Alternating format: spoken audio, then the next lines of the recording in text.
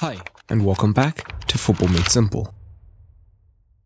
There are moments and matches that will be etched in the history books forever. Moments that define the start and the ends of eras in football. And on the 14th of January 2018 was one such moment, where a rejuvenated Liverpool would begin to emerge as the main domestic contender to Pep Guardiola's well-oiled machine. And this moment, the domestic re-emergence of the Reds, would be led by a front three that would bring Guardiola to his knees.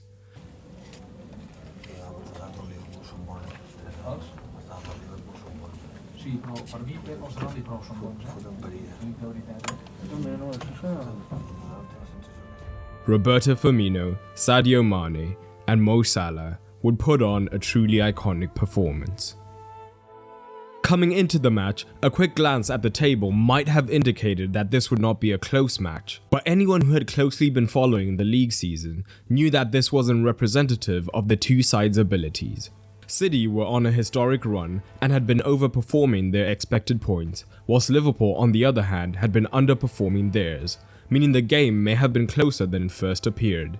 Guardiola's side came into the game in impeccable away form though, winning 31 of 33 points that season, but Liverpool were unbeaten in 17 matches, and new signing Virgil van Dijk was already beginning to impress after coming in when Coutinho had been sold. Add to that the Reds had long been the bogey team to the citizens and everything was up in the air.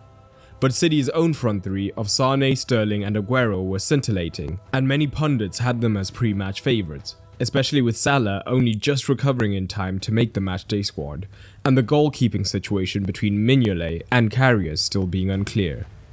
But kickoff was here, the elegance of Pep Guardiola's intricate mechanisms versus the aggression of Klopp's heavy metal football.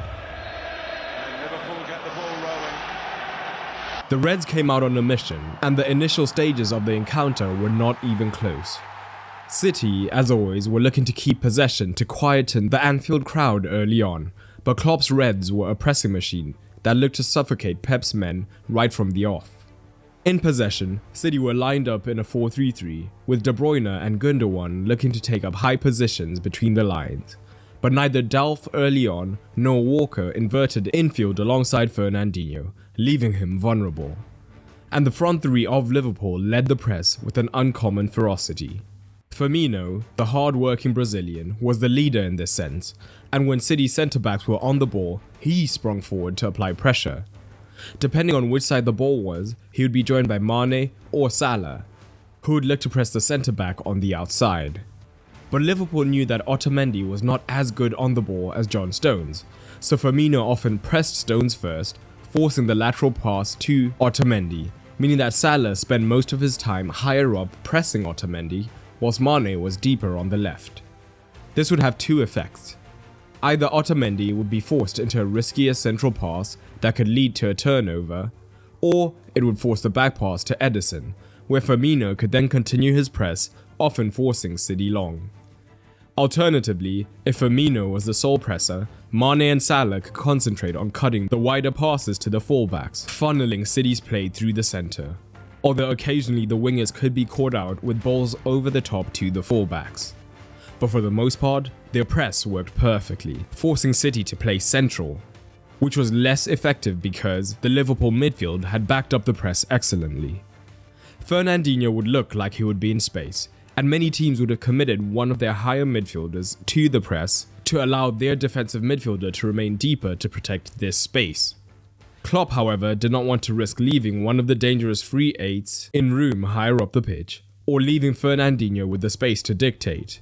So instead, Chan from the defensive midfield position was tasked with springing straight from deep to press Fernandinho to further constrict City's central play. This was only amplified by the Anfield crowd who were ravenous, especially whenever former player Sterling got onto the ball, and their boos and jeers seemed to have a visible effect on the performance of Sterling, who had been so good throughout the season otherwise. And it was after just 8 minutes that all of that Liverpool pressure told, with one of the front three, Roberto Firmino, playing a key role. Karius had the ball and cleared it to Salah, who challenged Otamendi aerially, and Firmino won the second ball off of Delph, prodding the ball to Oxlade-Chamberlain. The Ox drove past Fernandinho and the City midfield, with Salah's wide movement meaning that Otamendi could not close him down immediately. That split-second hesitation was all that was needed, and Oxlade-Chamberlain took aim from range, arrowing a shot into the bottom corner. 1-0 Liverpool, Firmino with the assist. Liverpool made the early pressure pay, and in fact, this opening 10-minute salvo was the only time that the Reds had more possession than City. Pep Guardiola's men, however, were champions for a reason, and they knew that despite the early setback, there was plenty of time on the clock. So City had to try and find solutions of getting into the midfield and past this man-to-man pressure from Liverpool. The first solution was dropping Aguero into the midfield, but Liverpool's pressing shape could seamlessly shift. When the ball made its way to Fernandinho, at times Chan would shift deeper, helping to cover the central region where Aguero was dropping. But Firmino and his unstoppable engine were key, as he could then track back and apply pressure to Fernandinho, winning the ball back directly from him from behind several times before launching a lethal counterattack. This deeper position from Firmino when retreating also meant that even when Gundogan looked to drop alongside Fernandinho to be the second outlet, a midfielder could follow him deep, knowing that they would still not be overloaded in the midfield regions. So City began to look longer, particularly trying to play in Sterling over Robertson down the Manchester City right-hand flank. But for the most part, Robertson was able to deal with this. So to adapt to this, Aguero changed his positioning. While he could have limited success dropping in centrally and holding off the centre-backs, when Chan was caught up higher, for the most part, the hyper-aggressive Liverpool centre-backs were able to deal with him. So rather than dropping centrally, Aguero began to drift wider, investigating these spaces behind the wingers. The threat of his wingers running in behind would mean that the Liverpool fullbacks would be tied up, and the centre-backs would be much less likely to follow him into these wide regions. So Aguero would often be able to receive in this position and then potentially run into the spaces created. Occasionally, the City midfielders themselves could be found directly between the lines, meaning that a penetrating pass could find them the wrong side of the Liverpool midfield, allowing them to run straight at the City centre-backs. But City's free eights, being man-marked initially, also operated with more freedom at times, trying to find some room somewhere on the pitch. So rather than being rigid in their half spaces, they could also occupy the same side of the pitch when necessary, potentially creating an overload against the Liverpool men and opening up new passing lanes. Alternatively, with the wingers higher at times, this would force the entire Liverpool midfield across, opening up more space wide for the switch. And the 39th minute unlocked just that. After winning the ball from a throw, Fernandinho dragged Chan away from the central zones, and after a scramble the ball broke to Gundogan, who played it wide, forcing the Liverpool midfield to their left-hand side. And this was one of those rare occasions that Danilo, on for Delph, and Walker inverted in this match, forcing the Liverpool midfield to focus on them and Fernandinho, giving De Bruyne temporary room in the half space. This extra room forced Joe Gomez narrower, and Walker spotted the switch to Sane. Gomez tried to shuffle out to stop the switch, but it was too late. He had overcommitted. Sane brought the ball down perfectly inside him and attacked the box. With a shuffle, he made extra space in the box, and on his magical left foot arrowed a shot into the bottom corner, leading to the goal. Despite being on top for most of the half, the two sides went into the break even. Liverpool had impressed, but had nothing to show for it. But despite having had less possession in that half, Liverpool were not solely dependent on the transition, and could be just as dangerous in controlled possession. Firmino, as always, was wreaking havoc between the lines, consistently being the immediate outlet for Liverpool whenever City were looking to press. And when he did get onto the ball, Otamendi in particular was hyper-aggressive and would often create space that Mane, for example, could exploit. But in this encounter, the relationship between Firmino and Mane was particularly fruitful, as Mane was always willing to show between the lines so that he could receive, with Firmino taking up one of the more advanced positions. Alternatively, with Oxlade-Chamberlain patrolling this space between the lines, Firmino wouldn't even have to drop into the midfield, as Oxlade-Chamberlain could look to receive between the lines, and Otamendi, aggressive as always, would still leave space behind himself when he looked to press the Ox. But it was what happened down the right-hand side that was more interesting. Joe Gomez was naturally more defensive than Andy Robertson on the left-hand side, and his deep position would help stem the threat of the electric Sane down that left. But in Oxlade-Chamberlain, they had a dynamic midfielder also accustomed to playing wide, so when Firmino dragged the centre-back deep, the Ox could make the move down the outside, and this would free Salah to make that move into the centre, often into the space vacated by Otamendi, leading to many menacing situations for the Reds. But this Guardiola side were used to controlling almost every minute of every match, so even at Anfield they looked to continue pushing forwards, and for a while, especially when they had the lead, Mane and Salah found themselves defending deeper. But City looked to keep their midfielders high up in these half spaces, so as you can see, Fernandinho could be exposed on the transition. Usually a fullback or two would be inverting into the midfield to provide some additional support. However, the threat of Mane and Salah in transitions from wide areas meant that Walker and Danilo were at times more hesitant to move into the centre. What this meant is that when there were turnovers, Liverpool smelt blood.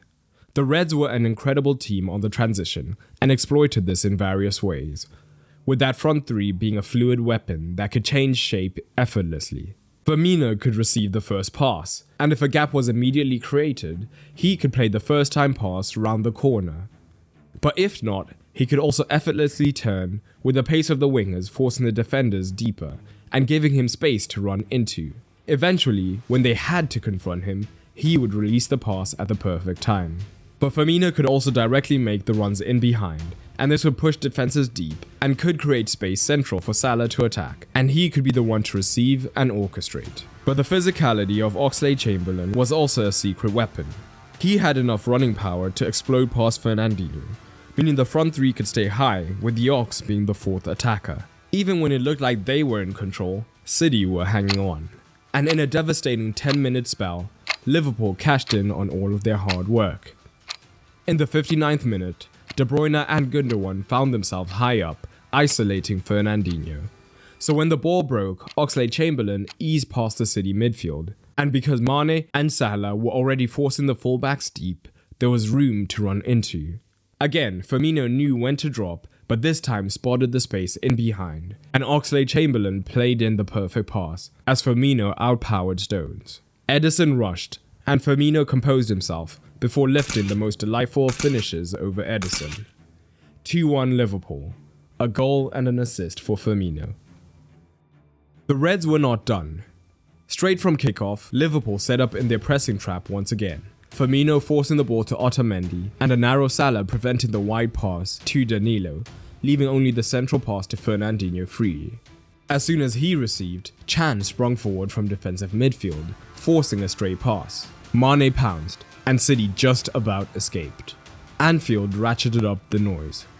Straight from the resulting goal kick, City played out, but once again Liverpool filtered them into central regions. Gundogan deeper was attempting to support Fernandinho now, and the Reds descended on the pair, forcing Gundogan into a poor pass to Otamendi, who was always the press trigger. His sloppy pass was cut out by Salah, and once again with Walker wide, instead of inverting, Mane had acres to exploit.